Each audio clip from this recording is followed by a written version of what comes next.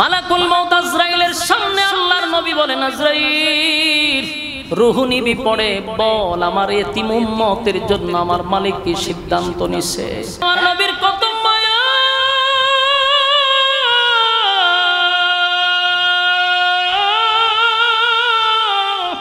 সাত আসমানে গিয়া বলে নাই, মালাকুল মউত আজরাইলকে সামনে রাইখা উম্মত বলে নাই, উম্মত বলে নাই, উম্মত বলে নাই। আমি নবী দুনিয়া থেকে বিদায় হওয়ার সময় তোদের ব্যাপারে ফয়সালা করে আসছে। আল্লাহ আমার এতিম উম্মতের ব্যাপারে কি ফয়সালা? দুনিয়ার থেকে যদি আমি চলে যাই আমার উম্মত এতিম হয়ে যাবে, গুনার কারণে আপনি তাদেরকে সমানে ধ্বংস কইরেন না। আল্লাহর নবী কাঁদবে আর বলবে, সুহকান সুহকান সুহকান, দূর হ দূর হ। এমন উম্মতের আমার কোনো দরকার নাই যেই উম্মত আমার দান বাংলা ইসলামকে মূল্যায়ন করলো না, আমার রক্ত মাখা ইসলামটারে মূল্যায়ন করলো না, সেই উম্মতের আমার কোনো দরকার নাই।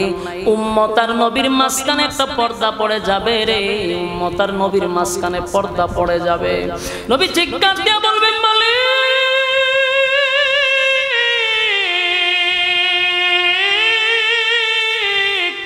আমার উম্মতকে আমি দেখি না, উম্মত আমারে দেখে না গো। আল্লাহ বলবে, বন্ধু আমি ইচ্ছাকৃত ভাবে আপনার মাঝখানে আর উম্মতের মাঝখানে পর্দা দিছি গো নবী। কেন দিছি জানেননি? যে উম্মত দুনিয়াতে আপনার রেখে যাওয়া ইসলাম পালন করে নাই, আপনার রেখে যাওয়া ইসলাম পালন করে নাই, আপনার দান বাংলা ইসলাম পালন করে নাই, আপনার রক্ত মাখা ইসলাম পালন করে নাই, তারা তাদের বাপ দাদার ধর্ম পালন করছে, তাদের পীরের কথা শুনা জীবন যাপন করছে, আ জায়গায় বে জায়গায় সাজদা দিছে, আ জায়গায় বে জায়গায় তারা মানুষের কাছে চাইছে, আমার কাছে না চাইয়া। তাই এমন উম্মতের মাঝখানে আমি পর্দা দিলাম। নবী ব্যতীত হইয়া বলবে, উম্মত মেরাজে আইসাও আমি তোদের কথা ভুলি নাই। আমার আল্লাহ যখন সাত আসমানে উঠাইলো, জান্নাত জাহান্নাম ভ্রমণ করাইলো, এত আনন্দের মধ্যেও আমি উম্মত তোদেরকে ভুললাম না, ভুললাম না। আমি আল্লাহর কাছ থেকে তোদের জন্য হাদিয়া নিয়ে আসলাম। আমি মেরাজ করলাম, মালিকরে দেখলাম, তোদের জন্য আল্লাহর কাছে দরখাস্ত করলাম, মালিক আমার এতিম উম্মতরা আপনার সঙ্গে মেরাজ করবে কেমনে? আমার কথা রাখতে গিয়া আমার মালিক তোদেরকে নামাজ দিল, যেই নামাজের মাধ্যমে আল্লাহর সঙ্গে বন্দার মেরাজ হয়। আমি জান্নাতের ভিতরে গিয়ে তোদেরকে ভুলি না বান্দারে। আমি নবী তোদেরকে কোনো সময় বললাম না, সুখের সময়ও না দুঃখের সময়ও না। যেদিন মালাকুল মউত আজরাইল আমি নবীর সামনে আসছে, দুনিয়ার কারো কথা আমি বলি নাই, আমার সন্তানের কথাও বলি নাই, আমার মেয়ে ফাতেমার কথা বলি নাই, হাসাইন হুসাইন রাদিয়াল্লাহু তাআলা আনহুর কথা বলি নাই। উম্মতের শেষ বিদায়ের সময়ও আমি তোদের জন্য আল্লাহর কাছে দরখাস্ত করছি। আশহাদু আল্লা ইলাহা ইল্লাল্লাহু ওয়াহদাহু লা শারীকা লাহু وأشهد أن سيدنا وسندنا وحبيبنا ومولانا محمدا عبد الله ورسوله أرسله بالحق بشيرا ونذيرا وداعيا إلى الله بإذنه وسراجا منيرا.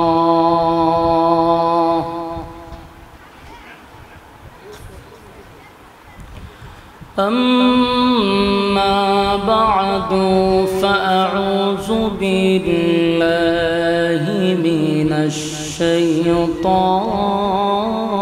الرجيم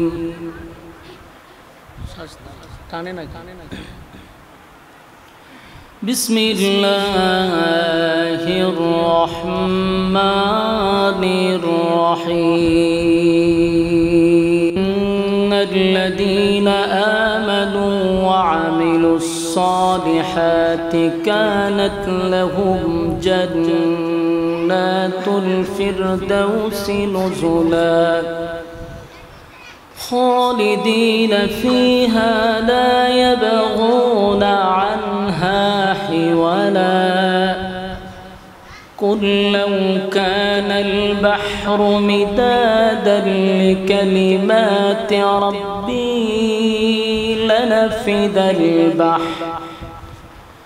لنفد البحر قبل أن تنفد كلمات ربي ولو جئنا بمثله مددا قل إنما أنا بشر مثلكم يوحى إلي أنما إلهكم إله واحد فمن كان يرجو لقاء ربه فليعمل عملا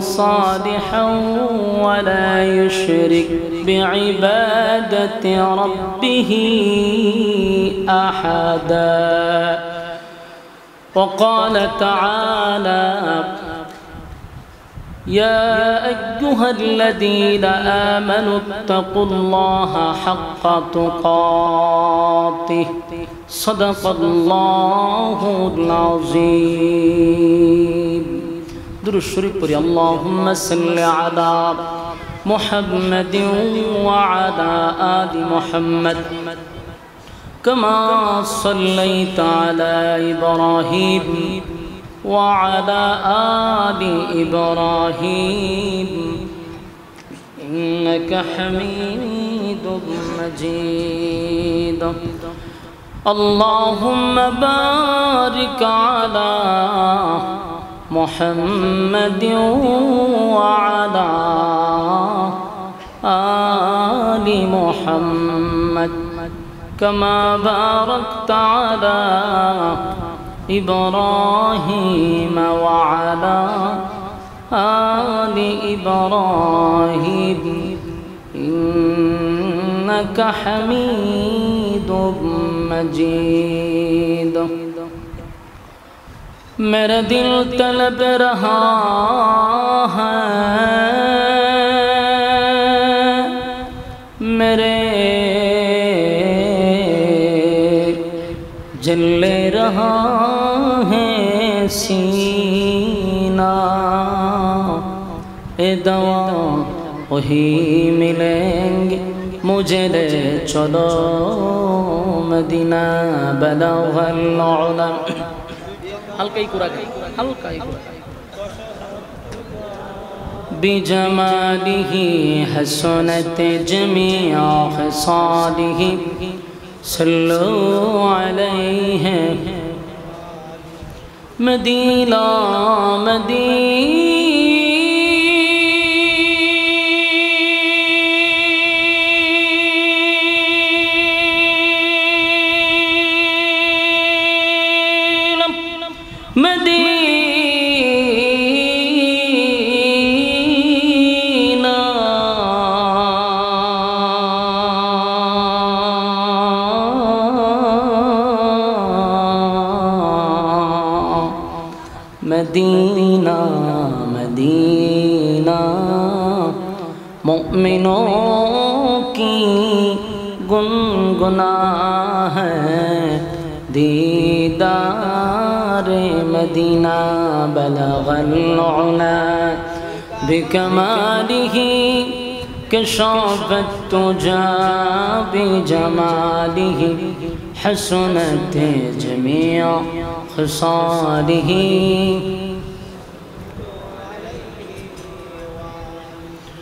ذکر باطل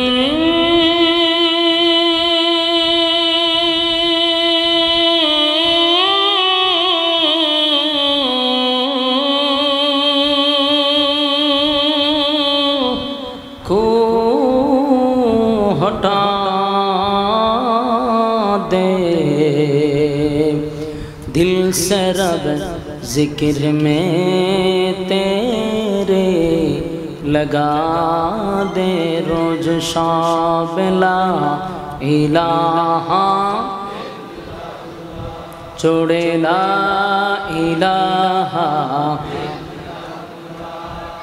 ला इलाहा इल्लल्लाह ला इलाहा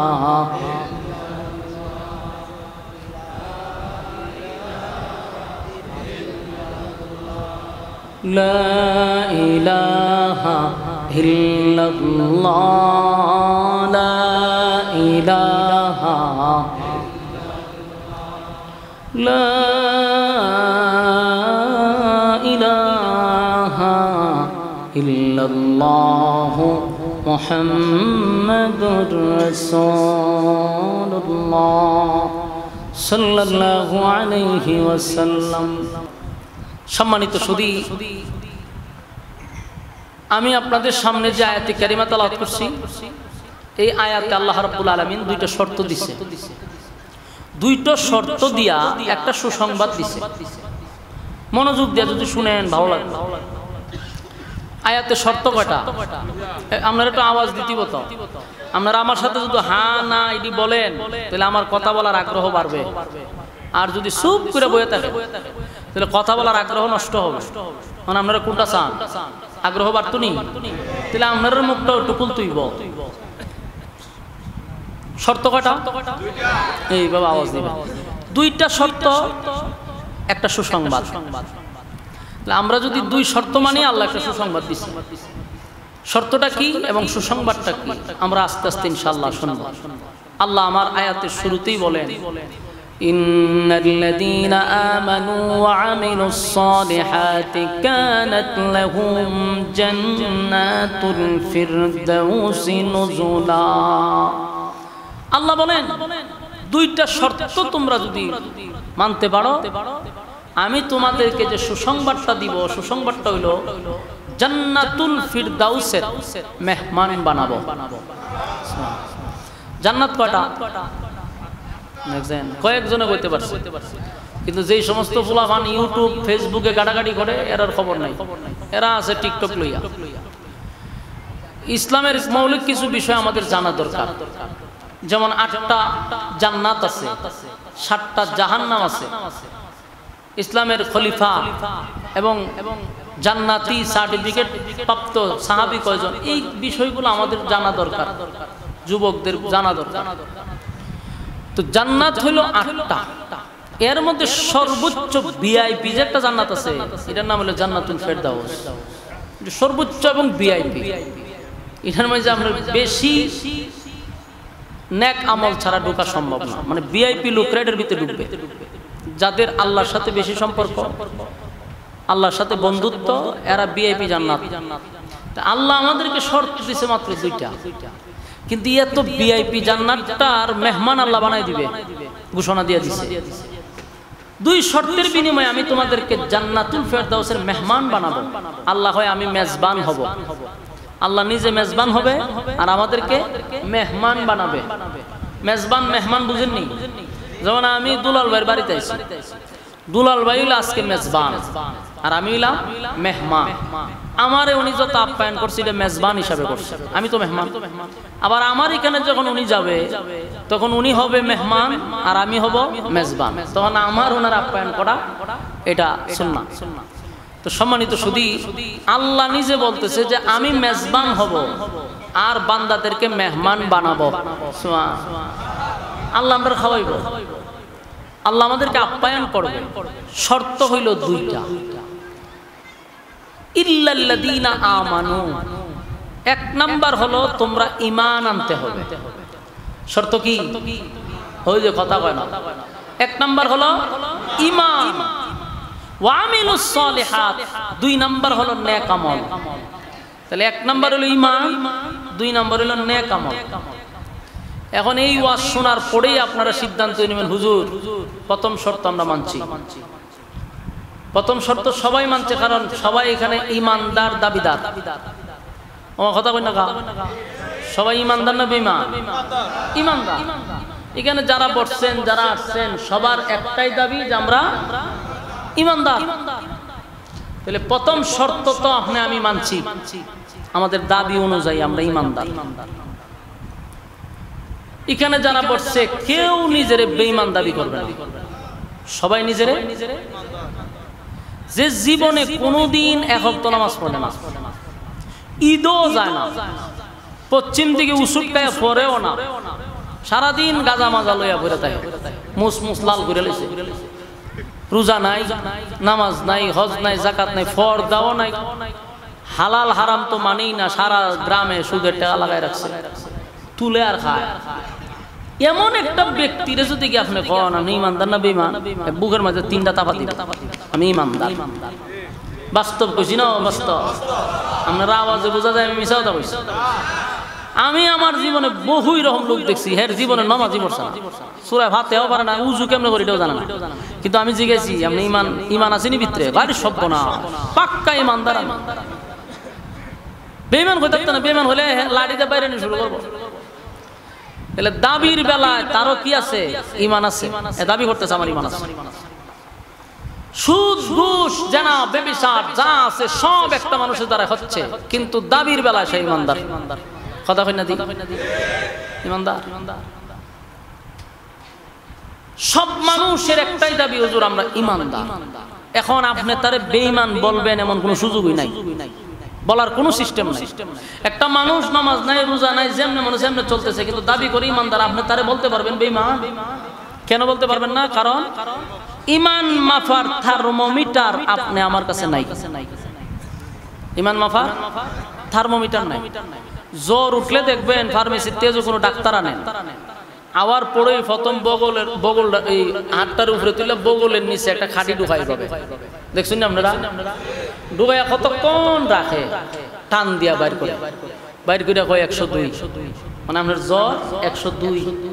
যে মেশিনটা দিয়ে মাপ, এটার নাম হলো থার্মোমিটার। তো এটা দিয়ে মাপলে বোঝা যায় আপনার জ্বর কত পয়েন্ট আছে। তো ঈমান মাপার থার্মোমিটার যদি থাকতো, তাহলে বেনামাজি কোনোদিন ঈমানদার দাবি করতে পারত? ঈমানদার দাবি করলে বগলে নিচে ঢুকাই দিলাম, ঢুকাই এলাম বইয়া তা কতকা টান্দা বাইর করে কইতাম তোর ঈমান জিরো, এমনি ফিটা শুরু হইতো।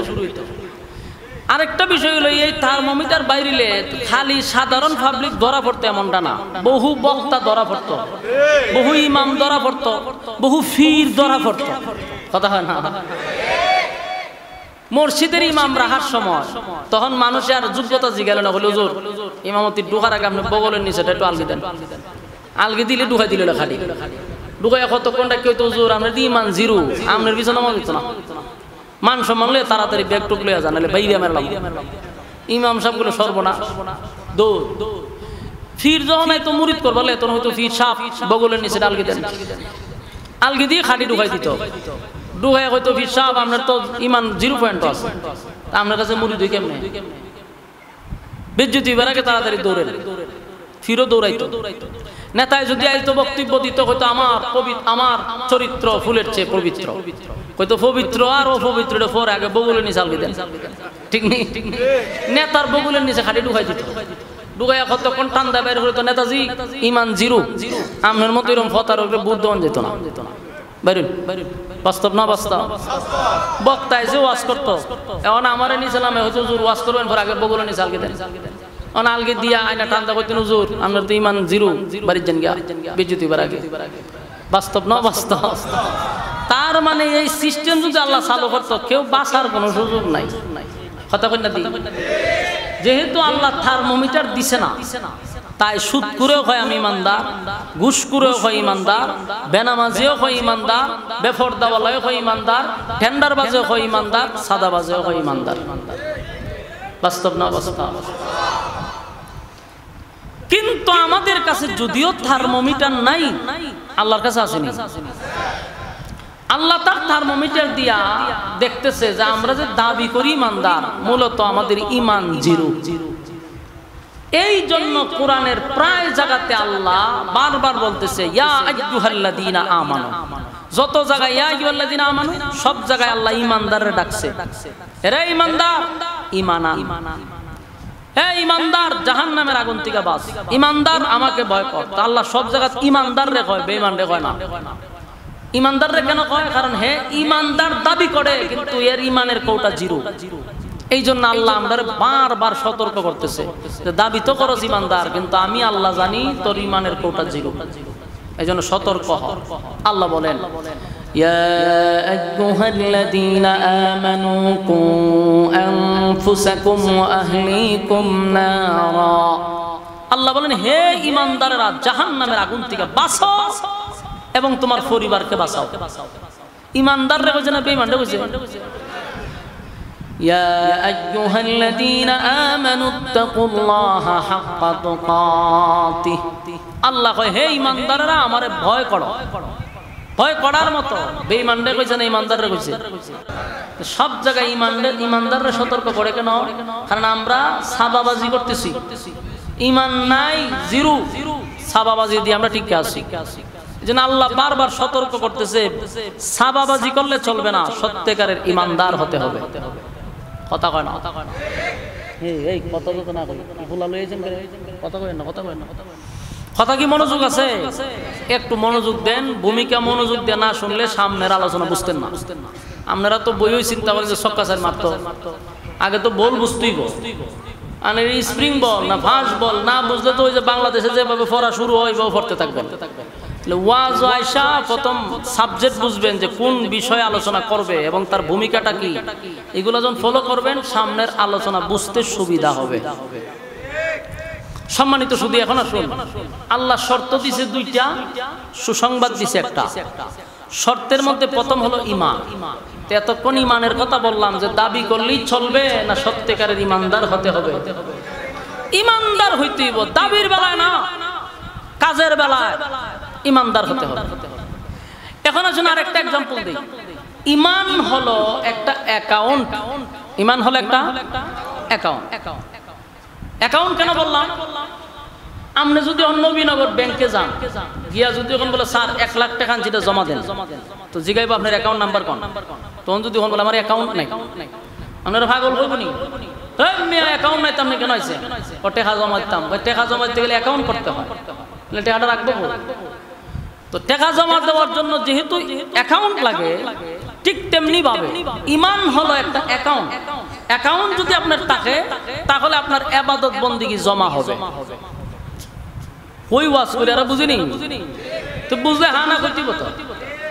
এখন আবারও বলছি, ঈমান হলো একটা অ্যাকাউন্ট। অ্যাকাউন্ট যদি থাকে তাহলে নামাজ পড়বেন অ্যাকাউন্টে ঢুকবো, রোজা রাখবেন অ্যাকাউন্টে ঢুকবো, সৎ কাজ করতেছেন অ্যাকাউন্টে ঢুকবো। অ্যাকাউন্ট আছে বিদায় ঢুকতেছে। ঈমানই নাই আমরা নামাজ পড়ে কি তাতে এটা ঢুকবো কো? ঈমান নাই আপনি মানুষের সেবা করে কি করবেন? ঢুকবো কো? তাহলে মূল ফাউন্ডেশন হলো চিন্তা করছেন কত গুরুত্বপূর্ণ। ঈমানের ব্যাপারে আমাদের কোনো ছান নাই, কথা কয় না? সব ব্যাপারে আমরা স্যাক্রিফাইস করতে পারি, কিন্তু ঈমানের ব্যাপারে চুল পরিমাণ আমরা পিছপা হব না। কারণ আমাদের মূল সম্পদ হলো ঈমান। যাররা পরিমাণ ঈমান লইও যদি খালি খবরে যান, যাররা পরিমাণ, আল্লাহ হয় কোন একদিন আমি তোরে উড়াইয়া জান্নাতে ঢুকাবো, ওই যে সামান্য একটু ঈমান আছে। আর যদি ঈমানই না থাকে, অনন্তকাল অনন্তকাল যার শুরু আছে যার শেষ নাই, আগুনে জ্বলতেই থাকবে। তাহলে ঈমান কত গুরুত্বপূর্ণ। আল্লাহ বলেন ওয়ালা তাহিনু ওয়ালা তাহজানু ওয়া আনতুমুল আ'লাউনা ইন কুনতুম মুমিনিন। তোমরাই বিজয় হবে। আল্লাহ আমরা বলতেছে তোমরা বিজয় হবে, তোমরাই সফলতা অর্জন করবে যদি তোমরা মুমিন হও। যদি তোমরা মুমিন হও, ঈমানদার হও, তাহলে বিজয় তোমাদের কাছে আসবে। সম্মানিত সুধী, তাহলে আমরা দুইটা শর্ত পাইলাম, একটা সুসংবাদ পাইলাম। আল্লাহ বলেন ইন্নাল্লাযীনা আমানু ওয়া আমিলুস সালিহাতি কানাত লাহুম জান্নাতুল ফিরদাউসি নুজুলা। আল্লাহ বলেন এক নাম্বার শর্ত হলো যদি তোমরা ঈমান আনো। ঈমান আনবো কার উপরে? ঈমান আনবো এক আল্লাহর উপরে, যার কোনো শরীক নাই, যার কোনো সাথী নাই, সঙ্গী নাই। কুল হুয়াল্লাহু আহাদ, নবী আপনি বলুন আমি একক অদ্বিতীয়, আমার কোনো সাথী নাই, আমার কোনো সঙ্গী নাই। আল্লাহ রাব্বুল আলামিন তার বিষয় স্পষ্ট করছেন, আমার কোনো সাথী নাই, সঙ্গী নাই, আমার কোনো ইলাহ নাই, আমি কারো কাছ থেকে জন্ম নেই নাই, কাউরে জন্ম দেই নাই। তাই আমরা যার উপরে ঈমান আনবো তিনি এক অদ্বিতীয়। আল্লাহ ছাড়া আমরা কারো কাছে মাথা নত করব না, আল্লাহ ছাড়া কারো কাছে চাইব না।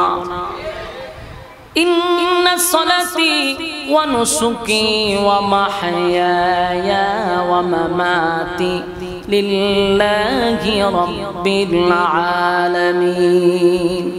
আমার নামাজ, আমার রোজা, আমার হজ, আমার যাকাত, আমার জীবন, আমার মরণ লিল্লাহি রাব্বিল আলামিন, সবকিছু আল্লাহর জন্য। সবকিছু কার জন্য? আমার জীবন মরণ সবকিছু মালিকের জন্য। তাই আমরা যার উপরে ঈমান আনব তিনি এক অদ্বিতীয়, কারো মুকাফেক্ষী না, কারো উপর আল্লাহ ডিপেন্ড করে না। আমার মালিক বলেন আমি কারো কাছে চাওয়ার প্রয়োজন নাই, সমস্ত মাখলুকাত আমার উপরে ডিপেন্ড করে, আমি কারো উপর ডিপেন্ড করি না।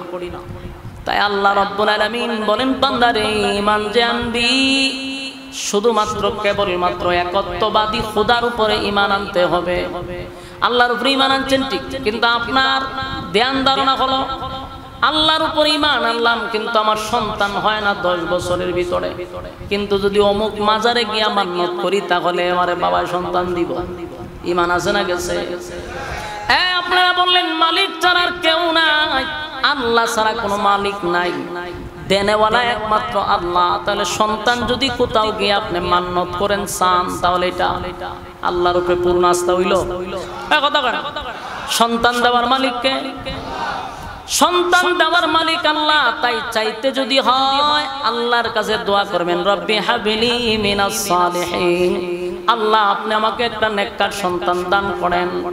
দোয়া করতে হবে মালিক এমন একটা সন্তান আপনি আমারে দেন যেই সন্তানের মাধ্যমে আপনার দ্বীন প্রতিষ্ঠিত হয়, আপনার দ্বীন প্রতিষ্ঠিত হয়, যেই সন্তানের দিকে তাকাইলে আমার কলিজা ঠান্ডা হয়। এই কথাগুলি মালিকের কাছে গভীর রজনীতে জায়নামাজে বৈশা যদি আপনি চাইতেন, আমার আল্লাহ আপনাকে সন্তান দিত। কিন্তু মানুষ এমনটা হয়ে গেছে, লাল শালুর কাছে গিয়া এক ডেক খিচুড়ি দিয়া কয় বাবা সন্তান নাই। এই যে আপনি বাবার কাছে চাইলেন, মালিক বেজার হয়ে গেছে, বান্দারে আমি আল্লাহ বুঝি সন্তান দেওয়ার মালিক না, চাইলি বাবার কাছে। মালিক বলেন সব তো বরদাস্ত করি, কিন্তু একটা বিষয় আমি বরদাস্ত করতে পারি না, এটা হলো আমি আল্লাহ ছাড়া যদি বান্দা কারো কাছে চায়, এটা আমি সহ্য করতে পারি। দুনিয়ার সব গুনাহ মাফ হয় গো, কিন্তু শিরিক নামক গুনাহটা আল্লাহ মাফ করে না। সাবধান সাবধান, ঈমান আমাদের সবচেয়ে বড় সম্পদ। এই সম্পদ যদি একবার কারো কাছ থেকে চলে যায়, দুনিয়াও বরবাদ, পরকালও বরবাদ, কোনো কাজে আসবে না আপনার, সব ধ্বংস হয়ে গেল।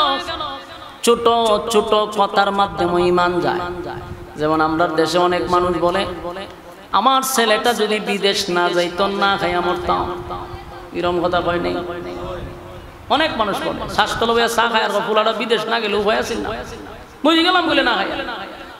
আল্লাহ বেজার হয় এই কথাগুলি দ্বারা, আল্লাহ বেজার হয়। ফার্মেসিতে গিয়া কয় আপনার ওষুধ না খাইলে কালকে বুকের ব্যথায় মারা গেলাম বলে, বোঝা গেল ফার্মেসির ওষুধ খাওয়ার পরে আপনি ভালো হয়েছে, অথচ ভালো করছে কে? এই জন্য ছোট ছোট কথাগুলি বলার সময় সাবধান। ছোট কথার মাধ্যমে ঈমান চলে যায়।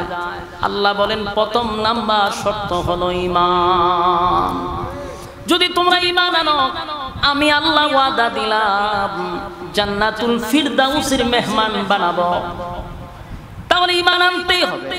এখন প্রশ্ন হলো ঈমান যে আমরা আনছি যদি সত্যিকারের ঈমানদার আপনি আমি হয়ে থাকি তাহলে লিখে রাখেন কসম খোদার ঈমানদারের উপরে ঈমানি পরীক্ষা হয়। ঈমানদারের উপরে ঈমানের পরীক্ষা হবে। পরীক্ষা ছাড়া আপনাকে জান্নাতে ঢুকতে দিবে না, কারণ এই দুনিয়াটাই হলো একটা পরীক্ষার হল। আল্লাহ বলে বান্দা শুন, এই পৃথিবীটা হলো ক্ষণস্থায়ী ক্ষণস্থায়ী ক্ষণস্থায়ী, এটা থাকার জায়গা নয়। এই পৃথিবীতে কেউ থাকতে পারে নাই, না পারছে?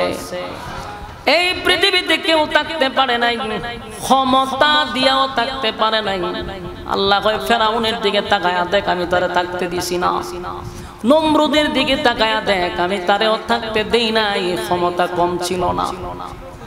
আল্লাহ বলেন তাদেরকে আমি ধ্বংস করে দিলাম, শুধু বড়ত্ব দেখাইছে, নিজের অনেক বড় দাপটশালী মনে করছে। আমি তাদেরকে মাটির সঙ্গে মিশায়া দিছি। আবু জাহেলটাও মাটির সঙ্গে মিশায়া দিছি, ভূষ ধ্বংস করে দিছি, ট্রাম্পরেও ধ্বংস করব, এমনকি ওয়াংশাং সুচিরেও আল্লাহ ধ্বংস করবে, আমরার আফারেও কিন্তু আল্লাহ ধ্বংস করবে। কথা হয় না? যারা এই জমিনে জুলুম করছে আল্লাহ কয় আমি কাউরে ছাড়বো না, জুলুম মালিক পছন্দ করে না। এটা শুধু আফানা, আমিও যদি জুলুম করি আল্লাহ আমারও ছাড়বে না। জুলুম আল্লাহ পছন্দ করে না। বান্দারে জুলুম আমি আল্লাহ পছন্দ করি না। আমি বান্দাদেরকে ছাড় দেই বান্দা সংশোধন হওয়ার জন্য। ছাড় পাওয়ার পরে দেখা যায় বান্দা আরো নাফরমানি করে, আরো জুলুম করে। আল্লাহ কয় আমি কিন্তু নাটায়া ধরে রাখছি। গুড়ি যখন আকাশে উড়ে গুড়ি মনে করে আমি তো অনেক দূরে আছি, কিন্তু গুড়ি জানে না মালিকের হাতে আমার নাটায় লাগানো, টান দিলেই আমি মালিকের কাছে আসতে হবে। তাই আল্লাহ বলে বান্দারে জুলুম বরদাস্ত করতে পারি না।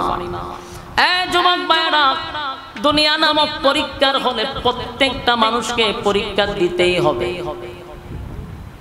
দুনিয়া ক্ষণস্থায়ী আর পরকাল চিরস্থায়ী। বলুন দুনিয়া ক্ষণস্থায়ী, পরকাল চিরস্থায়ী। চিরস্থায়ী পরকালের সময় অনুযায়ী ৬০-৭০ বছর মাত্র কয়েক ঘন্টা। কয়েক ঘন্টার জন্য পৃথিবীতে আসছি একটা পরীক্ষা দেওয়ার জন্য। পরীক্ষার হলে পরীক্ষায় যদি ফেল মারি অস্তিত্ব থাকবে না, উপায় থাকবে না। যদি পরীক্ষায় ফেল মারি, আবার যুবক ভাইরা বুদ্ধিমান ওই ব্যক্তি ব্রেনি ছাত্র ওইটা প্রশ্ন পাওয়ার পরেই খাতায় লেখা শুরু করছে, কারণ সময় কম। আর কিছু কিছু ছাত্র দেখবেন বৈশা বৈশা গল্প করে, কলমে কামড়ায়। সময় কিন্তু দুজনেরই যাচ্ছে, কেউ লিখে লিখে সময় পার করছে, কেউ গল্প করে পার করছে। সময় কি কারো জন্য থেমে থাকবে? এই সময় কারো জন্য থেমে থাকে না। তাই আমার একটা আবদার হলো, দুনিয়া নামক পরীক্ষার হলে আসছি, সময় কারো জন্য থেমে নেই। সময় পানির স্রোতের মতো দৌড়তেছে। এই পৃথিবী ক্ষণস্থায়ী ক্ষণস্থায়ী। একদিন মালাকুল মউত আজরাইল আপনি আমার সামনে এসে যাবে, সেদিন বলতে পারবেন না যে আমারে 10টা মিনিট সময় দেন। একটা সেকেন্ডও আপনি আমাকে সময় দেওয়া হবে না। কথা কি বুঝতে চান? সময় দেওয়া হবে না আমার যুবক ভাইরা। তাই পরীক্ষা দিতে আসছি, ইমানদার ইমানের পরীক্ষা হবে। বলুন কিসের পরীক্ষা? ইমানের পরীক্ষা। এই যুবক ভাইরা দিলের কান লাগায় শুনি, নিজে যখন ইমানদার দাবি করব, নিজে যখন ইমানদার দাবি করব, নিজে যখন ইমানদার দাবি করব, এটাও লেখা রাখেন ইমানের পরীক্ষা আছে না নাই? আল্লাহ বলেন আমিনু কামা আমানান নাস। এই ঈমান আনবি তাদের মতো ঈমান আনো। এখানে আমিনু কামা আমানান নাস, কাদের মতো ঈমান আনবো আল্লাহ বইলা দিছে। তাদের মতো তারা কারা? আমরা জানি তারা হলো সাহাবায়ে কেরাম। সুবহানাল্লাহ। আমিনু কামা আমানান নাস, ঈমান আনো তাদের মতো তারা হলো সাহাবায়ে কেরাম যারা ঈমানের পরীক্ষায় উত্তীর্ণ হয়েছে, বিনিময়ে জান্নাতের সার্টিফিকেট পাইছে। সুবহানাল্লাহ। আমাদের ঈমানি পরীক্ষা হবে। আরেকটা কথা শুনে রাখেন, পরীক্ষার কিন্তু সাবজেক্ট ভিন্ন ভিন্ন হতে পারে। কাউরে আল্লাহ গরিব বানাইয়া পরীক্ষা করবে, বুঝে নিবা এটাই তোমার সাবজেক্ট। কাউরে আল্লাহ ধনী বানাইয়া পরীক্ষা করবে, বুঝে নিবা এটাই তোমার সাবজেক্ট। কাউরে আল্লাহ মুসিবত দিয়া পরীক্ষা করবে, বুঝে নিবা এটাই তোমার সাবজেক্ট। এ যুবক ভাইরা, গরিব বানাইয়া পরীক্ষা করে গো, দিন আনে দিন খায়, তার অভাব শেষ হয় না। বুঝতে হবে এটাই তোমার পরীক্ষা। এই হালতেই বলতে হবে আলহামদুলিল্লাহ। আমরা দেশের স্বভাব বড় খারাপ, যদি অভাব লাগে দেখে আল্লাহ আর কেউ দেখে না, খালি আমারই দেখে। অভাবের উপর অভাব, আল্লাহরে দোষারোপ করে। বান্দা জানে না এটাই তোমার সাবজেক্ট, এই সাবজেক্টে পরীক্ষা দিতে হবে। কাউরে আল্লাহ কোটি কোটি কোটি কোটি হাজার কোটি টাকার মালিক বানায়, ওই হাজার কোটি টাকার মালিকের সাবজেক্ট হলো ধনী। ধনী অবস্থায় মালিক তার পরীক্ষা নেয় রে। ওই পরীক্ষায় যদি উত্তীর্ণ না হতে পারস, ধনী তোর খবর আছে। গরিবের বেলায় পরীক্ষা হবে, গরিব তোর খবর আছে। মুসিবত দেয় মাঝে মধ্যে, আল্লাহ মুসিবত দেয়। বড় বড় মুসিবত আসবে, বিপদ একটার পর একটা আসবে। বুঝতে হবে সাবজেক্ট এটাই, আমার উপরে মুসিবত আসবে, মুসিবতের উপরে ধৈর্য ধারণ করতে হবে। ধৈর্য নিয়ে বলতে হবে আল্লাহ যেই অবস্থায় রাখছেন আলহামদুলিল্লাহ, আপনার ফয়সালার উপরে আমি সন্তুষ্ট। আমার যুবক ভাইরা, পরীক্ষা দিতে হবে। ঈমান নামক এই যে দৌলত আমাদের কাছে আছে, যদি দাবি করি আমি ঈমানদার, তাহলে অবশ্যই ঈমানের পরীক্ষা আছে না নাই? সাহাবায়ে কেরাম আমিনু কামা আমানান নাস, আল্লাহ বলেন তাদের মতো ঈমান আনো। তারা ঈমান আনছে পাথরের নিচে, বুকের উপর পাথর রাখছে। প্রচন্ড মরুভূমির বালু, এত গরম এত গরম এত গরম। সৌদি আরবের বালুর মধ্যে যদি আপনি চাউল ডালেন, এটা মুড়ি হয়ে যাবে, এত গরম। এই বালুর মধ্যে সাহাবায়ে কেরামদেরকে শোয়া দিত, উপরে পাথর দিত যাতে লড়াচড়া না করে। বিনিময়ে তাদের কাছে বলা হইতো ঈমান ছেড়ে দে, আমি তোরে আজাদ করে দিব। সাহাবায়ে কেরাম পাথরের নিচে থাইকা বলতো জীবন দিতে পারি, ঈমান দিব না। আমার যুবক ভাইরা, শুধু তাই নয়, কত সাহাবীদেরকে জ্বলন্ত কয়লার মধ্যে শোয়া দিছে গো, চামড়া কষে কষে পড়ে গেছে।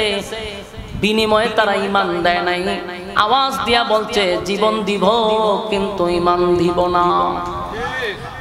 বহু সাহাবীদেরকে গরম তৈলের মধ্যে ঢেলে দিছে, যেইভাবে আমরা মাছ ভাজি করি, সাহাবীদেরকে তৈলে ঢাইলা দিছে, জীবনটা দিয়া দিছে কিন্তু ঈমান দেয় নাই।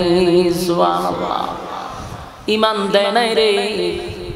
আর আজকে আমরা 5 টাকার কাছেও ঈমান বিক্রি করি। বাস্তব না বাস্তব?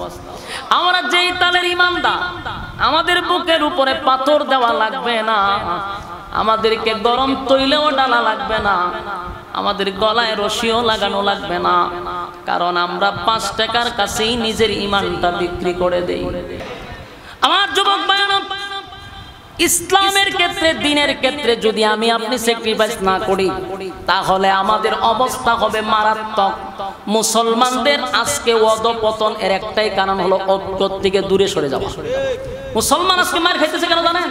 শুধুমাত্র ঐক্য না থাকার কারণে। আজকে 85% সম্পদ এখনো মুসলমানের হাতে, কিন্তু গোটা বিশ্বে মুসলমান মার খায়, মুসলমানরা একত্রিত হতে পারে না। ইরানরে মারলে সৌদি আরব ভেবে হাসে, হ্যাঁ? মুসলিম দেশ একজনে মারতেছে, এরা অস্ত্র দেয় কেন? সব মুসলিম রাষ্ট্র যদি এক হইতো, আমেরিকার বাপের ক্ষমতা আছে যে মুসলমানের উপর আক্রমণ করত, গাজাকে ধ্বংস করার সাহস থাকতো? যদি মুসলমানরা মুনাফিকি না করতো, এই আরব দেশগুলো যদি মুনাফিকি না করতো, তাহলে ইসরায়েলের একটা মা বোন, ফিলিস্তিনের একটা মা বোন আজকে এই বাংলাদেশ, এই পৃথিবীর থেকে তারা চলে যেতে পারতো না, রক্তাক্ত হইতো না, দর্শিত হইতো না, লাঞ্ছিত হইতো না, অপমানিত হইতো না, শুধু আমাদের মুনাফিকের কারণে। আল্লাহ আমাদের এই মুনাফিকের থেকে হেফাজত করে। আব্দুল্লাহ ইবনে সাবা পৃথিবীর সর্বপ্রথম মুসলমানদের ঐক্যের মধ্যে ফাটল ধরেছিল আব্দুল্লাহ ইবনে সাবা মুসলমানের লেবাস নিয়ে। সে ছিল ইহুদি কিন্তু লেবাসটা ছিল মুসলমানের। এই উসমান রাদিয়াল্লাহু তাআলা আনহুর খেলাফতের জিন্দেগির একটু পড়বেন তাহলে পাইবেন যে মুসলমানের ফাটল কখন থেকে শুরু হয়েছিল। উসমানের খেলাফত থেকে যে মুসলমানের ঐক্য নষ্ট হয়েছে, আজকে পর্যন্ত মুসলমানদের মধ্যে আর ঐক্য হয় নাই। এর আগে মুসলমানরা গোটা পৃথিবী শাসন করছে, হযরত উমরের আঙ্গুলের ইশারায় অর্ধ পৃথিবী পরিচালিত হইত। কিন্তু উসমানের সময় 12 বছর শাসন করার পরে এই আব্দুল্লাহ ইবনে সাবা ইহুদি মুসলমানের বেশ দুইরা আয়েশা মুসলমানদের ঐক্য নষ্ট করছে। আজ ঐক্য হইল না, কাইল ঐক্য হইল না। যেদিন মুসলমানরা ঐক্য হবে, কসম খোদা এই জমিনে কালেমার পতাকা উড়বে, এতে কোনো সন্দেহ নাই। ঐক্য হইতে রাজি আছি ইনশাআল্লাহ? হ্যাঁ, কথা হয় না? আমরা যদি ঐক্য হই, বাংলাদেশে আর কেউরে গণার আমরা দরকার নাই, শুধু আমরা ঐক্য হয়ে গেলে। কিন্তু এখন তো বলছে ঠিক মাহফিলের পরে শেষ। বাস্তব না বাস্তব? আল্লাহ রাব্বুল আলামিন বলেন, আমিনু কামা আমানান নাস, আমিনু কামা আমানান নাস, তোমরা ঈমান আনো তাদের মতো যারা ঈমান আনছে। তারা হলো সাহাবায়ে কেরাম। আমার যুবক ভাইরা, ঈমানের পরীক্ষা দিতে গিয়া তারা তৈলের মধ্যে পর্যন্ত চলে গেছে, জ্বলন্ত কয়লার মধ্যে তারা চলে গেছে, বুকের উপর পাথর রাখছে, ঈমান ছাড়ে নাই। আর আমরা আজকে শাস্ত্র লেগে বিক্রি হয়ে যাই। এই জন্য আমি বলছি, রব্বে কারীম বলেন, বান্দারে শর্ত তো দিলাম মাত্র 2টা, এর মধ্যে একটাই হলো ঈমান আর একটা হলো নেক আমল। ঈমানটা লইয়া যদি কবরে আসস, নেক আমল লইয়া যদি কবরে আসস, ওয়াদা দিলাম জান্নাতুল ফিরদাউস আমি তোদেরকে দিয়া দিব। সুবহানাল্লাহ। কিন্তু ঈমান নামক পরীক্ষা দিতে হবে, ঈমান নামক পরীক্ষা দিতে হবে। সুমাইয়া রাদিয়াল্লাহু তাআলা আনহা একজন মহিলা হইয়া ঈমানের পরীক্ষা দিছে। ফেরাউনের বউ আসিয়া ঈমানের পরীক্ষা দিছে। আমার যুবক ভাইরা, ঈমানের পরীক্ষায় তারা উত্তীর্ণ হইছে। আসিয়া ছিল ফেরাউনের বউ, কালেমা পড়ার কারণে মুসা পয়গম্বরকে পয়গম্বর মানল, একত্ববাদী খোদার উপরে ঈমান আনল। ফেরাউন আসিয়ারে পর্যন্ত পেরাক মারল। পেরাক বুঝেননি? আসিয়ারে, ফেরাউন ছিল দেশের বাদশা, বাদশার বউ ছিল আসিয়া। সেই আসিয়া ঈমানের জন্য পরীক্ষা দিছে, হাজার হাজার মানুষের সামনে আসিয়ারে উলঙ্গ করছে। নাউজুবিল্লাহ। আমার যুবক ভাইরা, দিলের কান লাগায় শুনি, একটা মহিলা, পৃথিবীর 4 জন মহিলা আছে শ্রেষ্ঠ, পৃথিবীর 4 জন মহিলা হলো শ্রেষ্ঠ। এর মধ্যে একজন হলো আসিয়া, ফেরাউনের বউ, কাফেরের বউ হইয়া পৃথিবীর 4 জন মহিলার মধ্যে একজন মহিলা। সেই আসিয়া ঈমানের পরীক্ষা দিছে রে, হাজার হাজার মানুষের সামনে ফেরাউন তার বউকে মাটির সঙ্গে শোয়া দিল, কাঠের উপরে রাইখা হাতের মধ্যে পেরাক মারছে, পায়ের মধ্যে পেরাক মারছে।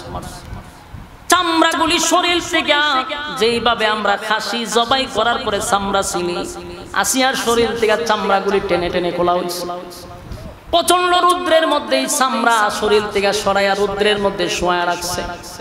আসিয়া আসমানের দিকে তাকায় বলে, মালিক, আমার ইজ্জত বিসর্জন দিছে, আমার কোনো দুঃখ নাই গো, কিন্তু জান্নাতের ভিতরে আপনি আমার একটু আশ্রয় দিবেন আল্লাহ। এই জালেম আমারে হাজার হাজার মানুষের সামনে উলঙ্গ করে দিল, আমার ইজ্জতটা আমি বিসর্জন দিলাম, আমি বিনিময়ে শুধু আপনার কাছে জান্নাত চাই। আল্লাহ আসিয়ার এত সম্মান আর এত মর্যাদা বাড়াইছে। আল্লাহ বলেন, 4 জন মহিলার মধ্যে আসিয়া একজন, যে আসিয়ার সঙ্গে আমার নবীকে জান্নাতে আল্লাহ বিবাহ করায়া দিবে। আমার যুবক ভাইরা, ঈমানের পরীক্ষা দিল আসিয়া, মহিলা হইয়া ঈমানের পরীক্ষায় 1st ডিভিশনে পাস করছে। নবীর যুগে সুমাইয়া রাদিয়াল্লাহু তাআলা আনহুকে এইভাবে আবু জাহেল সুমাইয়ারে উলঙ্গ করে লজ্জাস্থানে বর্ষা দিয়া আঘাত করতে লাগলো। তাও কলিজার টুকরা সন্তান আম্মার রাদিয়াল্লাহু তাআলা আনহুর সামনে, সন্তানের সামনে মাকে উলঙ্গ করে নির্যাতন করছে। শাহাদাতের আগ পর্যন্ত সুমাইয়া তার সন্তানকে নসিহত করলো, বাবারে আমি হয়তোবা দুনিয়ার থেকে বিদায় হয়ে যাব, কিছুক্ষণের ভিতরেই আমি হয়তোবা শাহাদাত বরণ করব, কিন্তু আমি এমন সন্তান জন্ম দেই নাই যেই সন্তান বেঈমানের কাছে মাথা নত করবে। মা হইয়া সন্তানকে নসিহত করে, আম্মা যত মুসিবত আসুক না কেন সাবধান বাবা, ঈমান ছাড়বি না, ঈমান ছাড়বি না। এই দুনিয়া কোনো ক্ষণস্থায়ী দুনিয়ার জন্য, চিরস্থায়ী জান্নাত হারাইতে পারস না। সন্তানের সামনে মাকে উলঙ্গ করে হত্যা করলো, সুমাইয়া শাহাদাত বরণ করলো, কিন্তু ঈমানটা দেয় নাই। সুবহানাল্লাহ। আমার যুবক ভাইরা, ঈমানের এত দাম, ঈমানের এত দাম, এত দাম, এত দাম, ঈমানের এত দাম। বহু সাহাবীরা নির্যাতনের শিকার হইছে, নির্যাতনের স্টিম রুলার চাপায়া দিছে। সাহাবায়ে কেরামরা নবীর কাছে আবদার করতে লাগলো, পয়গম্বর নির্যাতন আর সহ্য করতে পারি না, এত নির্যাতন, এত নির্যাতন, আপনি আল্লাহর কাছে বলেন না আসমান থেকে যেন আমাদের জন্য সাহায্য পাঠায়।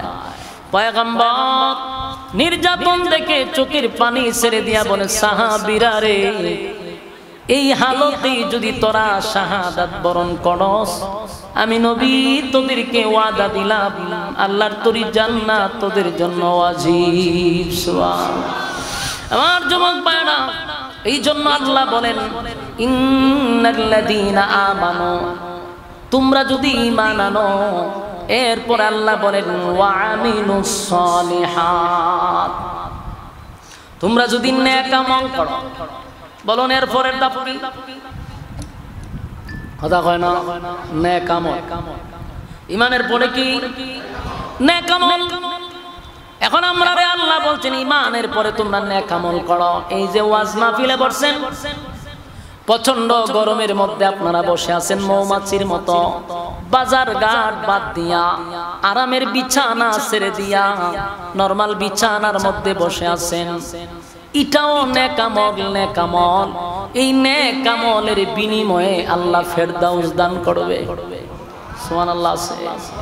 আমার যুবক ভাইরা, আল্লাহ বলেন, আমি তোদেরকে বানাইছি শুধুমাত্র কেবলমাত্র আমার গোলামির জন্য, গোলামির জন্য, গোলামির জন্য। বান্দারে, আসমান জমিন, সূর্য চন্দ্র গ্রহ নক্ষত্র, পাহাড় পর্বত, সাগর নদী, নালা খাল বিল, কীট পতঙ্গ, যা দেখি যা আমরা দেখি না, সব সৃষ্টি জগৎ আমার আল্লাহ বানাইছে বান্দা তোর গোলামির জন্য। সুবহানাল্লাহ। জবান বন্ধ রাখবেন না, আল্লাহু আকবার। সমগ্র সৃষ্টি জগৎ আমাদেরই গোলামি করে, কিন্তু শর্ত আল্লাহ বলছেন, বান্দা তুই শুধু আমার গোলামি করবি। তুই আমার গোলামি করবি, আমারে সেজদা দিবি, আ জায়গায় বে জায়গায় সেজদা দিবি না, আ জায়গায় বে জায়গায় চাইবি না। যদি চাইতে হয় আমার কাছে চাইবি, মাথা যদি নত করতে হয় আমার কাছে করবি। তামাম পৃথিবীর মাখলুকাত বান্দা তোর গোলামি করতে বাধ্য। সূর্য এই পৃথিবীর থেকে 13 লক্ষ গুণ বড়, 13 লক্ষ গুণ বড়, 9 কোটি 30 লক্ষ মাইল উপরে সূর্যটা। এত বড় সূর্য বান্দা তোর গোলামি করে, তোর গোলামি করে।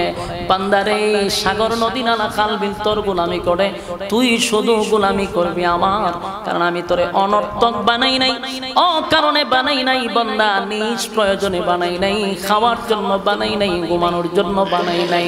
আফা হাসিবতুম আন্নামা খালাকনাকুম আবাসান ওয়া আন্নাকুম ইলাইনা লা তুরজাউন। আল্লাহ বলেন, অনর্থক বানাই নাই বাংলা, শুধুমাত্র কেবলমাত্র আমা খালাকাতুল জিন্না ওয়াল ইনসা ইল্লা লিয়াবুদুন। মানব দানব দুইটা জাতিরে বানাইছি শুধুমাত্র কেবলমাত্র আমি আল্লাহর গোলামির জন্য, আমি আল্লাহর গোলামির জন্য। গোলামি যদি না করস, আমি আল্লাহ ওয়াদা দিলাম, ইন্না জাহান্নামা কানাত মিরসাদা, নিশ্চয়ই জাহান্নাম তোদের জন্য ওত পেতে বসা, লিত্তাগিনা মাআবা, এই সীমা লঙ্ঘনকারীদের জন্য সীমা লঙ্ঘনকারীদের জন্য। সীমা লঙ্ঘন কারা করলো? আল্লাহর দেওয়া নিয়ামত খাইয়া আল্লাহর নাফরমানি যারা করলো।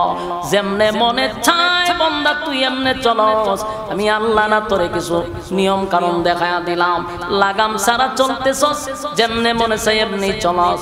উলামায়ে কেরাম মিম্বরে বৈশা তোদেরকে নসিহত করে কানে ঢুকে না, ওয়াজ মাহফিলে তো ওয়াজ করে জান্নাত জাহান্নামের বয়ান করে তোরা শুনস না। তোর মন গড়া জিন্দেগি চালাইলি লিত্তাগিনা মাআবা, সীমা লঙ্ঘনকারীদের জন্য জাহান্নাম। এই জাহান্নামে যদি আল্লাহ একবার ঢোকায় রে, উপায় থাকবে না, উপায় থাকবে না, উপায় থাকবে না। আমার যুবক ভাইরা, এই জাহান্নামের ভিতরে ঢুকলে উপায় নাই। দুনিয়ার কোন আগুন সহ্য করার ক্ষমতা আমাদের নাই রে। একটা মোমবাতির আগুনে মাথা, আঙ্গুলের মাথা রাখা যায় না। সেই জাহান্নামের ভিতরে ভয়াবহ আগুনের মধ্যে আমাদেরকে ঢুকানো হবে। আল্লাহ বলেন লাবিসিনা ফিহা আহকাবা, যুগের পর যুগ, যুগের পর যুগ সেখানে তোমরা অবস্থান করতে হবে। দুনিয়ার কোন কারাগারে গেলে ছোট ভাই, বড় ভাই, পাতি নেতা, বড় নেতা আছে, যে কোনো ভাবে লগইন করে বাহির হওয়া যায়, কিন্তু জাহান্নামে বন্দী হলে বাহির করার মতো কেউ নাই। কেউ আল্লাহর সামনে দাঁড়াইয়া, আল্লাহর সামনে দাঁড়াইয়া কথা বলার সাহস নাই গো। আদম থেকে নিয়া ঈসা রূহুল্লাহ পর্যন্ত সবাই তো ছিল নবী রাসূল পয়গম্বর। এত বড় বড় পয়গম্বর ইব্রাহিম খলিলুল্লাহ, যিনি আল্লাহর বন্ধু ছিল, ইব্রাহিম নবীর ক্ষমতা নাই আল্লাহর সামনে দাঁড়ায়া কথা বলার। মুসা কালিমুল্লাহ, যিনি আল্লাহর সঙ্গে কথা বলে, সেই মুসা নবীও সেদিন আল্লাহর সামনে কথা বলার সাহস নাই। ঈসা পয়গম্বর জিন্দা, হাজার হাজার বছর পুরাতন কবর থেকে মৃত মানুষকে জিন্দা করতো আল্লাহর হুকুমে, আল্লাহর সঙ্গে সম্পর্ক। এই ঈসা নবীও আল্লাহর সামনে দাঁড়ায় কথা বলতে পারে না, নূহ পয়গম্বর কথা বলতে পারে না। সেদিন আমার নবীও কথা বলবে শুধু উম্মতের জন্য। আল্লাহ বলবে, বন্ধু ওয়ালা সাউফা ইউতিকা রাব্বুকা ফাতারদা, আমি আপনাকে খুশি করব, খুশি করব, খুশি করব। পয়গম্বর বলবেন, মালিক আপনি আমারে খুশি করবেন, কিভাবে করবেন? আমার একটা উম্মত যদি জাহান্নামে থাকে, আমি নবীরে আপনি খুশি করতে পারবেন না। একটা জবান বন্ধ রাখবেন না, আল্লাহু আকবার। আরো জোরে বলেন আল্লাহু আকবার। এই ইমানের আওয়াজ দিয়ে বলেন আল্লাহু আকবার। আমার নবীরে তো এই পাওয়ার শুধু আল্লাহর পক্ষ থেকে পয়গম্বরকে দেওয়া হবে রে। কোন আদম থেকে ঈসা নবীরে এই অনুমতি দেওয়া হবে না। শুধুমাত্র কেবলমাত্র আমার নবীকে স্পেশাল একটা পাওয়ার দিবে, বন্ধু আপনারে আমি খুশি করব। যতক্ষণ না পর্যন্ত আপনি খুশি না হবেন, আমি আপনাকে দিতেই থাকবো, দিতেই থাকবো, দিতেই থাকবো। জোরে কোন সুবহান।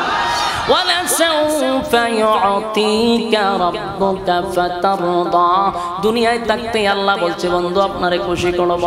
আমার নবী তখনই খুশি হবে যখন তার উম্মত জান্নাতে যাবে। আমার যুবক ভাইরা, তাই নবী আমাদেরকে সুপারিশ করবে। এখানে আরেকটা কাহিনী আছে, সুপারিশও যে করবে ডালাও পাবে না। আল্লাহ বলবেন, বন্ধু যারে খুশি তারে লইয়া জান্নাতে যাবেন।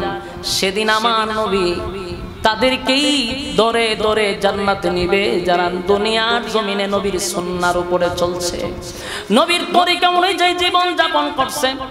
আর যদি নবীর তরিকা অনুযায়ী জীবন যাপন আমরা না করি, আল্লাহর নবী বলবেন, সুহকান সুহকান লিমান গায়্যারা বাদি, দূর হয়ে যা, দূর হয়ে যা, এমন উম্মতের আমার দরকার নাই। এ নবীনগরের ভাইয়েরা, সারা জীবন শুনছেন নবী সবাইরে জান্নাতে নিয়ে যাবে, না না, ইনসাফের উপরে কাজ করবে। আল্লাহ বলবে, বন্ধু আপনি খুশি হন, এতটুকুই করব। নবী চাইলে সবাইরে নিয়ে যাবে, এটা তো হতে পারে না। আল্লাহ এই ক্ষমতা আমার নবীরে দিছে, কিন্তু যারা জীবনভর নবীর তরিকায় চললো না, আল্লাহর হুকুম পালন করলো না, মন গড়া জিন্দেগি চালাইলো, তাদেরকেও কি আমার নবী সুপারিশ করবে? যারা নবীর তরিকায় জীবন যাপন করছে, নবীর সুন্নাহ অনুযায়ী জীবন যাপন করছে, আল্লাহর হুকুম মানছে, হক হালাল মাইনা চলছে, গুনার কারণে শাস্তিযোগ্য সে জাহান্নামে গিয়ে ডুবছে, সেখান থেকে আপনি আমার নবী মালিকের কাছে ছায়া সুপারিশ করে আপনি আমার জান্নাতে ঢুকাবে। কিন্তু বাইরে সারা জীবন মন গড়া জিন্দেগি চালাইলেন, নবীর সুন্নাহ অনুযায়ী জীবন যাপন করলেন না। আল্লাহর নবীর কাছে রিপোর্ট আসবে, উম্মতের রিপোর্ট নবীর কাছে দেওয়া হবে। নবী উম্মতের রিপোর্ট দেখে চোখের পানি ছেড়ে দেয়া বলবে, উম্মতের আরে আমি না তোদের জন্য উহুদের ময়দানে দান দান বাংলাম, আমি না তোদের জন্য তায়েফের ময়দানে রক্তাক্ত হইলাম, আমি আমার রক্ত দিয়া ইসলামটাকে জিন্দা করছি। ইসলাম নামক বৃক্ষের নিচে আমার সাহাবায়ে কেরামরা রক্ত দিছে, আমিও রক্ত দিলাম, ইসলাম কমপ্লিট করে তোদের কাছে রেখে আসলাম। আজকে তোরা মন গড়া জিন্দেগি চালাইলি, পীরের তরিকায় চললি, নবীর তরিকা চললি না, আল্লাহর হুকুম মানলি না, কিন্তু পীরের হুকুম মানতে তোরা বৈশ লইয়া গুরু লইয়া মাজারও যাস, বাবার দরবারও ছাগল লইয়া যাস, কিন্তু আমি নবীর তরিকাটা মানতে তোর ভাল লাগলো না। আজকে এই হাসরের মাঠে কেমনে রে উম্মত আমি আল্লাহর কাছে তোদের জন্য সুপারিশ করি? এমন একটা জায়গা নাই যে অংশ দিয়া তোদেরকে জান্নাতে নিব। আমল নামা তো আমার আল্লাহ আমার হাতে দাঁড়ায়া দিছে। বান্দারে আল্লাহর নবী উম্মতের আমল নামা দিকা চিৎকার দিয়া বলবে, উম্মতেরা কিভাবে আমার মালিকের কাছে আমি তোদের জন্য সুপারিশ করি? 60 বছরের জিন্দেগিতে নাই আমার সুন্নত, না আমার আল্লাহর হুকুম, জীবন বর্ত করলি মন গড়া জিন্দেগি, যেমনে মনে চায় এমনি চললি।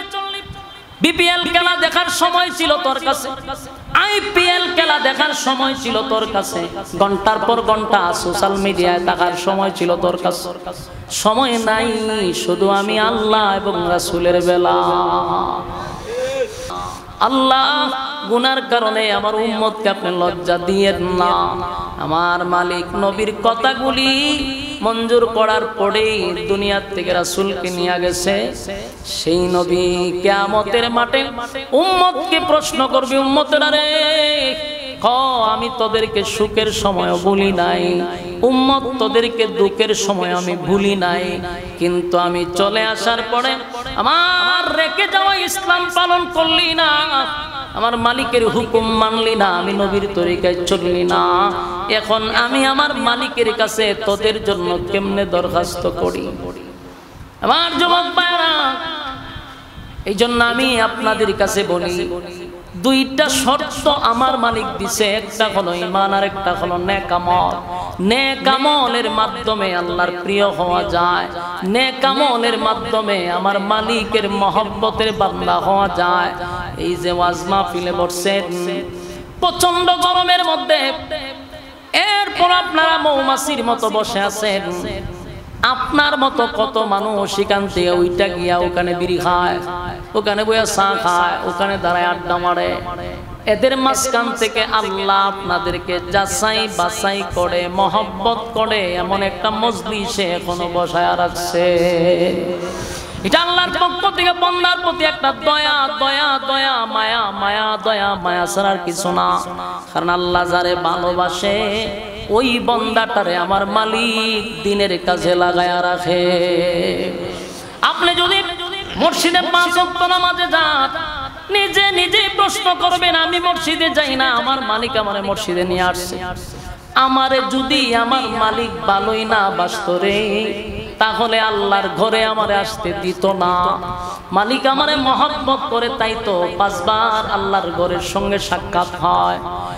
যুবক ভাইরা, আপনারা যদি আল্লাহ ভালোই না বাসতো এই মজলিসে বসায় রাখতো না।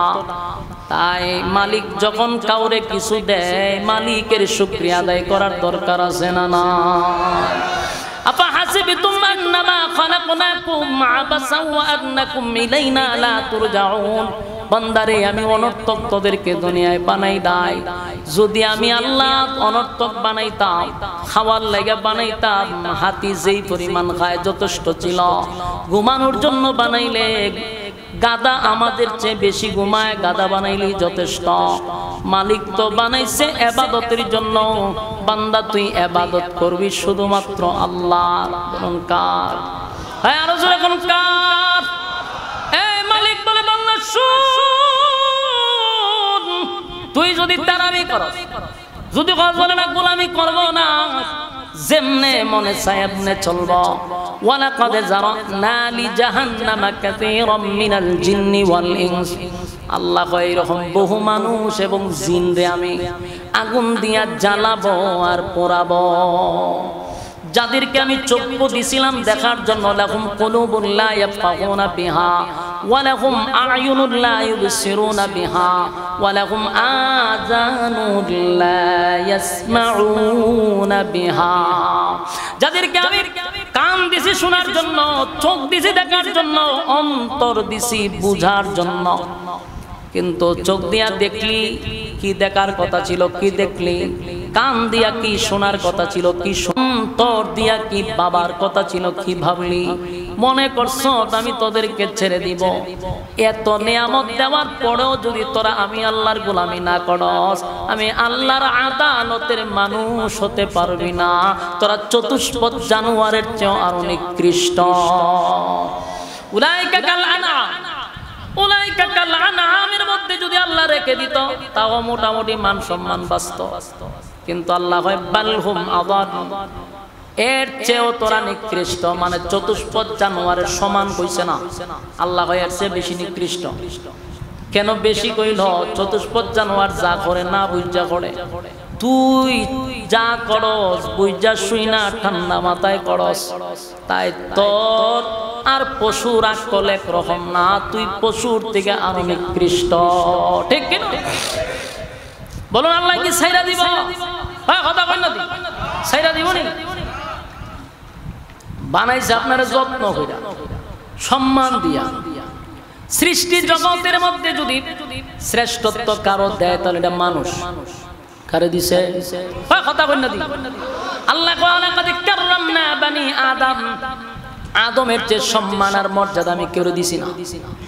আদম রে এত সম্মান আর ইজ্জত দিছি। আল্লাহ কয় বান্দারে, ফেরেশতা হইল নূরের তৈরি, আমরা অনেক সময় নূর আর মাটি লইয়া মারামারি লেগে যাই। হ্যাঁ কথা কয় না? নূর আর মাটি লইয়া মাথা বাড়ায় না। অথচ আল্লাহ কয় আমি মানুষকে সম্মান বেশি দিলাম রে। যদি ফেরেশতার সম্মান বেশি হইতো, কোরআনে কোথায় আছে ফেরেশতার সম্মান বেশি? আমার একটু দেখা, আমি আপনার দলে যাব। আল্লাহ মাটির সম্মান বেশি দিল, ফেরেশতাদের চেয়েও মানুষের সম্মান আল্লাহ বেশি দিছে। নূরের তৈরির ফেরেশতার সম্মান নাই, মানুষের সম্মান বেশি। আপনি যদি নবীর নূর হইয়া সম্মান বাড়াইতে চান, তাহলে সম্মান বাড়াইছেন না আরো কমাইছেন? হ্যাঁ কথা বলেন। কারণ ফেরেশতার সম্মান তো আমার নবীর না। ফেরেশতা তার নূর নিয়ে সর্বোচ্চ সিদরাতুল মুনতাহা যেতে পারে, আর আমার নবী আরশে আজিম চলে যায়। সুবহানাল্লাহ। কিসের সাথে আপনি কি মিলাইতেছেন? আপনি নূর কইছেন, নূর তো যায় সিদরাতুল মুনতাহা পর্যন্ত, আর যাইতে পারে না।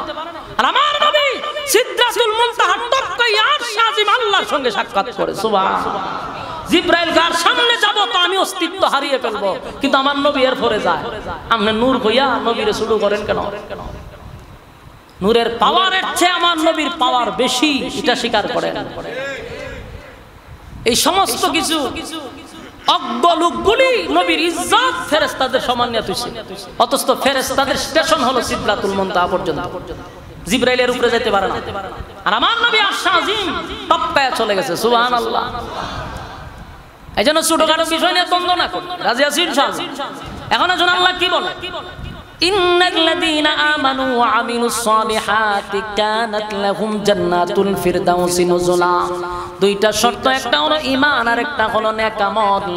দুইটা শর্তের বিনিময়ে আল্লাহ কয় জান্নাতুল ফিরদাউসের মেহমান বানাবো। সুবহান। এরপর আল্লাহ বলেন খালিদিনা ফিহা লা ইয়াবগুনা আনহা হিওয়ালা। আল্লাহ কয় এমন একটা জান্নাতের ভিতরে বান্দা বান্দি ঢুকবে আর কোনোদিন তারা বাহির হতে চাবে না, আর কোনোদিন তারা এখান থেকে যেতে চাবে না। জান্নাতের ভিতরে স্বয়ং সম্পূর্ণ মানুষের কোনো আফসোস থাকবে না। দুনিয়াটা হলো আফসোসের জায়গা। কথা বলেন, দুনিয়াতে যদি আপনারা দেশের প্রধানমন্ত্রী বানায় তো মনে মনে হয় আমি যদি ডোনাল্ড ট্রাম্প হইতে পারতাম তাহলে ভালো আছে। আর ডোনাল্ড ট্রাম্প হইলে পরে চিন্তা করে তামাম পৃথিবীর বাদশা যদি হইতে পারতাম ভালো আছে। কথা ঠিক না? দুনিয়া আফসোসের জায়গা। আল্লাহ কয় জান্নাত হলো আফসোসের জায়গা নয়, এখানে আফসোস মিটে যাবে। তাই খালিদিনা ফিহা লা ইয়াবগুনা আনহা হিওয়াদা, মানুষ সেখান থেকে আর বাহির হতে চাবে না। জান্নাতের ভিতরে আল্লাহ সব দিবে, গাড়ি দিবে, বাড়ি দিবে, নারী দিবে, অট্টালিকা দিবে, সব দিবে। এর মধ্যে সবচেয়ে বড় নিয়ামত হলো আর কোনোদিন মরবেন না। সুবহানাল্লাহ, আল্লাহু আকবার বলেন। আর কোনোদিন মরবেন না, এর চেয়ে বড় নিয়ামত আছে? যত চিন্তা যত টেনশন হইল মরণ, মরণ আছে বিদায় আমরা চিন্তা করি, ঠিক নেই? মরণ নাই, যার চিন্তাও নাই। জান্নাতের ভিতরে মরণ নাই, মরণ নাই, মানুষ সেখান থেকে বাহির হতে চাইবে না। রাজত্ব দিবে কমপক্ষে এই পৃথিবীর 10টা পৃথিবীর সমান রাজত্ব দিবে। সুবহানাল্লাহ। গাড়ি দিবে, বাড়ি দিবে, নারীও দিবে। দুনিয়াতে সর্বোচ্চ যদি বিয়া করতে চান কমপক্ষে হলো 60টা করতে পারবেন, বেশি হইলে তাও বাংলাদেশও না। বাংলাদেশ এটা ঠান্ডা ভরা দেশ, এই দেশে একটার বেশি অধিক বিয়া করলে আপনার মাঝে হালাই লুচ্চা, এর চোখ বালানা, এর মন বালানা। বাস্তব না বাস্তব? কিন্তু এটা ইসলামিক দৃষ্টিতে আপনি চাইলে 60টা করতে পারবেন, কিন্তু ঠান্ডা পড়ছে বাংলাদেশও একটার বেশি 2টা করুন যায়, আমি প্রেম করুন যায়। প্রেম আপনি 50টা করলে কয় এটা এনজয়, কোনো অসুবিধা নাই। কিন্তু হালাল তরিকায় বিয়া করলে কয় হালাই লুচ্চা। বাস্তব না বাস্তব? তা আল্লাহ সর্বোচ্চ না হতে 60টা পাইবে। আর জান্নাতে গেলে কমপক্ষে 72টা দিব। সুবহানাল্লাহ, বাড়ি দিয়া কইবেন 72টা বউ দিব। এটা দুনিয়ার বউ না, দুনিয়ার বউ না। জান্নাতের হুরুল গিলমান এমন সুন্দর হবে, একটার দিকে তাকায়া 40 দিন নাই। সুবহানাল্লাহ। কদিন? আরে আপনাদের সাহেব তো 40 দিন সাই থাকছে, ভিসা একটা গুতা দিবে। 40 দিন ধরে একটার পয়সা রয়েছে, ভিসা 59টা রয়েছে। তাহলে কি পরিমাণ সৌন্দর্য আল্লাহ দিবে। দুনিয়ার বউগুলি বানাইছিল স্যাম্পল। বলুন কি? আরো জুড়ে, দুনিয়াটাই হলো, পুরাটা দুনিয়াটাই হলো একটা স্যাম্পল। স্যাম্পল বুঝুননি? দোকানে যদি কেউ চাল কিনতে যান দেখবেন সামনে কতগুলা বাড়ির মধ্যে এতগুলা ভিক্ষার মতো লয়ে ঘুরিছে। তার নাকি আইসন তো চাল কিনতে আমরা ভিক্ষা করো, বলে ভিক্ষা করি না রে, তোর কয় টন লাগবে আমার। এটা হলো স্যাম্পল, পিছনে আমার গোডাউন। কথা কয় না? চাউলের দোকানে যা সামনে থাকে এটা কি স্যাম্পল, ওই পিছনে আমার গোডাউন, তোর কয় টন লাগবে আমার। তো দুনিয়া পুরাটাই একটা স্যাম্পল। এটা যা দেখতেছেন জান্নাতের একটা স্যাম্পল। জান্নাতে আল্লাহ গোডাউন রাখছে। সুবহান। এই জান্নাত যদি পেতে হয় বলুন কয়টা শর্ত লাগবে? আরো জুড়ে, 2টা শর্ত। একটা হলো ঈমান আর একটা হলো নেক আমল। কথা কয় না? ঈমানের জন্য জীবন দিব, নেক আমল করব। ঈমান নামক অ্যাকাউন্ট যদি থাকে তাহলে নামাজ গিয়া ঢুকবে, রোজা গিয়া ঢুকবে, যত ইবাদত বندگی করবেন সব অ্যাকাউন্টে ঢুকবে। আর যদি ঈমানই না থাকে তাহলে নামাজ, রোজা, হজ, যাকাত কোনোটাই কাজে আসবে না। ঈমান নামক অ্যাকাউন্ট। আর আজকের পর থেকে এই মাহফিল থেকে যাওয়ার পরে একটা সাবজেক্ট মাথায় সব সময় ঢোকাইবেন যে আমার সবচেয়ে বড় নিয়ামত হলো আমার ঈমান। আমি দুনিয়ার সব দিতে রাজি, কিন্তু ঈমানটা আমি দিতে রাজি না। এতে যদি আমার জীবন চলে যায় রে, আমি জীবন দিব কিন্তু ঈমান বিক্রি করব না। কারা কারা রাজি আছেন আব্দুল্লাহ দেখায়া দেন। লিল্লাহে তাকবীর, লিল্লাহে তাকবীর। রাজি আছেননি সবাই? আমরা সবাই ঈমানের সাথে জিন্দেগি করব, জীবন যাপন করব। আল্লাহ যেন আমাদেরকে মৃত্যুর আগে ঈমান হারা না করে। রাজি আছেন ইনশাআল্লাহ? সর্বহালতে ঈমানের উপরে যেন টিকে থাকতে পারি, সেই দোয়া আল্লাহর কাছে করতেই হতো। মালিকের কাছে বলবেন, আল্লাহ ঈমানের হালতে আমাকে মৃত্যু দান করেন, বেঈমান বানায় আমারে কবরে নিয়েন না। কারণ ঈমান যদি যাররা পরিমাণও নিয়ে যায়, কোনো একদিন জান্নাতে যাওয়ার আশা আছে। ঈমান যদি না থাকে তাহলে কোনোদিন জান্নাতের গ্রান্টুকু আমাদের কপালে জুটবে না।